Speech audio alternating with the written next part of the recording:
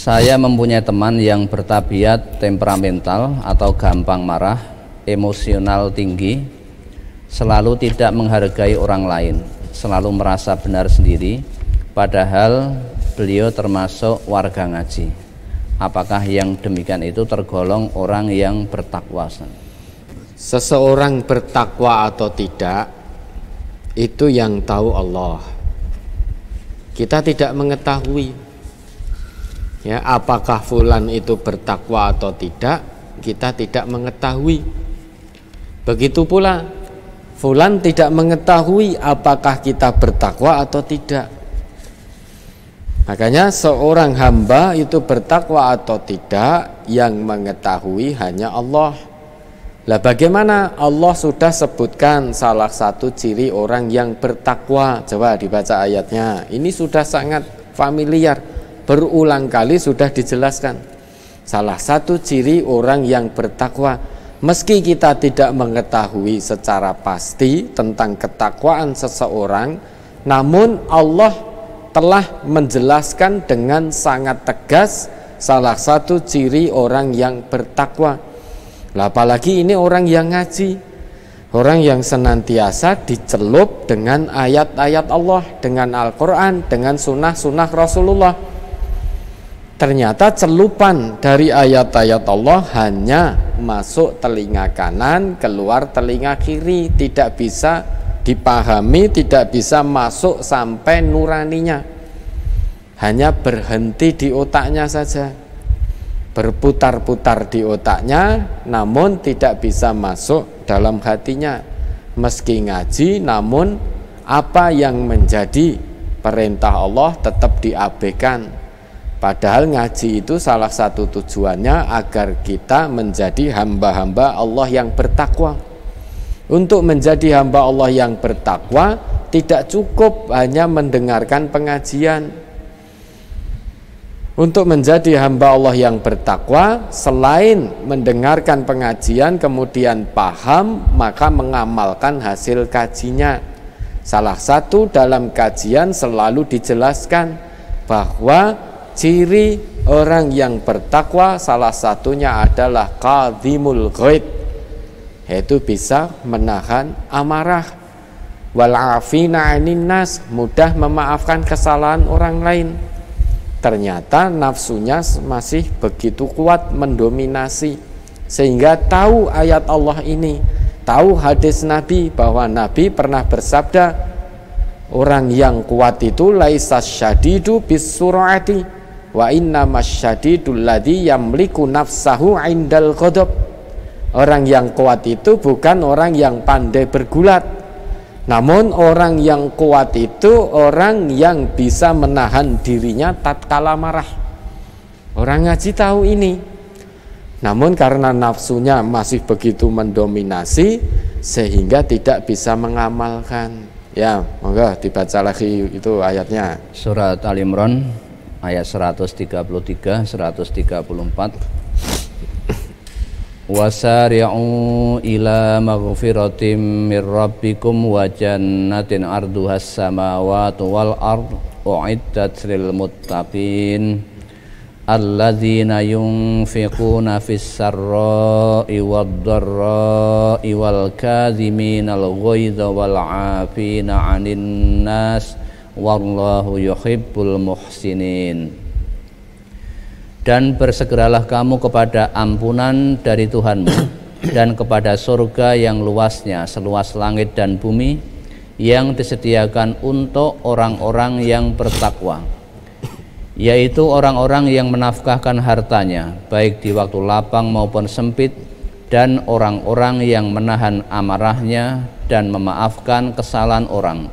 Allah menyukai orang-orang yang berbuat kebajikan. Ya, jadi orang yang bertakwa di sisi Allah itu bukan hanya sebatas baik dalam muamalahnya kepada Allah saja, bukan hanya bagus dalam ibadahnya saja. Di dalam ayat ini Allah menjelaskan bahwa ciri orang yang bertakwa itu adalah dia baik juga dalam muamalahnya sesama manusia. Maka kita sebagai hamba Allah yang beriman, mengaku sebagai hamba Allah yang beriman, maka mari jangan hanya baik ibadah ritual vertikal kita saja kepada Allah, jangan hanya itu. Namun muamalah kita sesama manusia masih buruk. Kalau itu yang terjadi menurut ayat Allah, ini menurut ayat Allah bukan menurut saya. Sekalipun seorang hamba ibadah ritualnya kepada Allah, hablum minallahnya baik, namun hablum minan nasnya itu buruk, kata Allah dia bukan hamba yang bertakwa. Atau sebaliknya, hablum minan nas seorang hamba baik sekali, namun hablum minallahnya buruk, itu juga bukan hamba Allah yang bertakwa. Jadi kalau menurut Allah, hamba Allah yang bertakwa itu hablum minallahnya itu baik, hablum minan nasnya juga baik. Salah satu hablum minan nas yang baik ditunjukkan dia punya jiwa dermawan, gemar bersedekah, kemudian dia bisa menahan amarah, kemudian dia mudah memaafkan kesalahan orang lain. Itu hablum minan nas. Kalau itu masih jauh dari diri kita, hati-hati. Jangan-jangan di hadapan Allah kita belum dinilai sebagai hamba Allah yang bertakwa, meski ibadah kita baik. Namun ternyata kita masih suka marah, melampiaskan amarah. Bahkan ketika pelampiasan amarah seringkali di antara kita mengucapkan kata-kata kotor, misuh dan lain sebagainya, menyakiti hati orang yang mendengarnya karena pelampiasan amarah kita.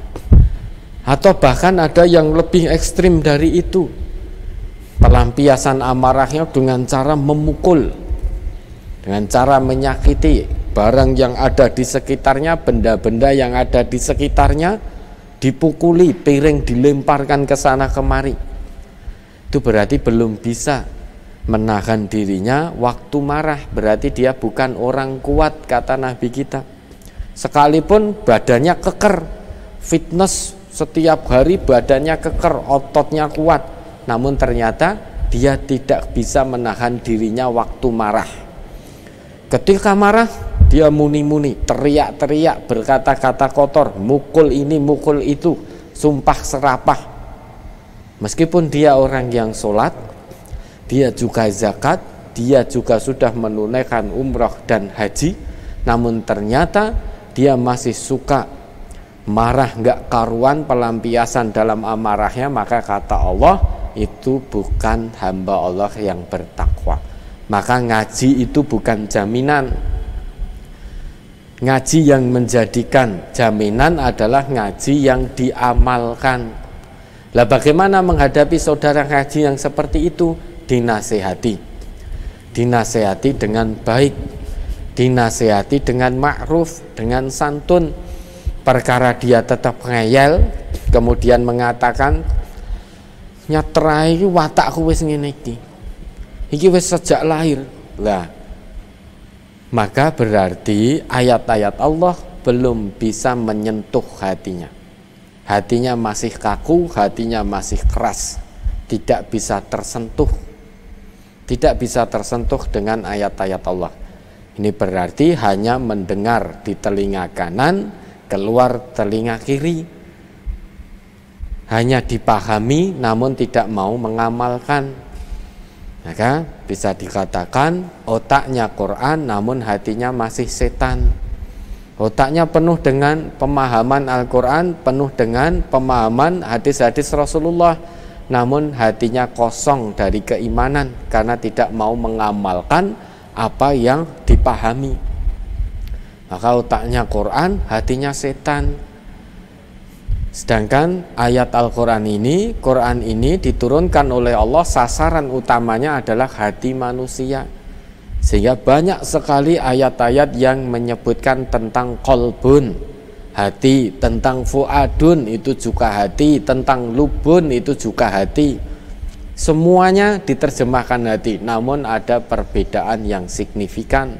antara kolbun, lubun, dan fuadun. Nah, insya Allah nanti akan kita bahas di kesempatan yang lain perbedaan-perbedaan itu. Sasarannya adalah hati Quran itu. Ya, maka kalau hati kita belum mau mengamalkan, masih keras, ayat-ayat Al-Quran belum masuk, tentu kita tidak akan bisa dan tidak akan mau serta enggan untuk mengamalkan apa yang kita pahami. Salah satunya, kita tidak mau menahan diri kita waktu kita marah. Sehingga kalau marah, emosi masih meledak-ledak, masih dilampiaskan. Kemudian kalau ada orang yang berbuat kesalahan, tidak mau memaafkan sampai akhir hayat, sampai mati, tidak mau memaafkan. Nah, mudah-mudahan bisa dipahami lah. Saudara ngaji yang seperti itu dinasihati dengan bijak, dinasihati dengan baik.